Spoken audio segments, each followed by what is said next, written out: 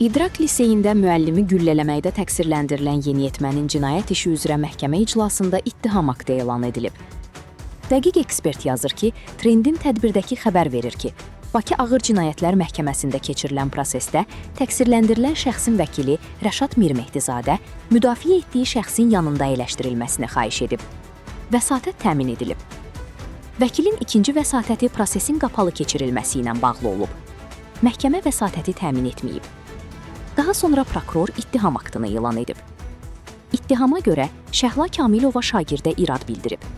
Bu zaman şagird onun iradını özünə hörmətsizlik kimi qəbul edib. Daha sonra yeniyetmə atası Samir Şirinov tərəfindən gizlədilən ov tüfəngini və patron darağını öz otağına aparıb. Patronu darağa yerləşdirib və çantasında gizlədib. O tüfəngi gözətçinin çantalara baxmadığı üçün rahatlıqla liseyə keçirə bilib.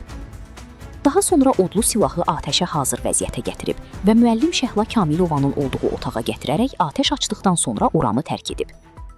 İttihama münasibət bildirən təqsirləndirilən özümü qismən təqsirli bilib. Məhkəmənin növbəti iclası iyulun 24-ünə təyin olunub.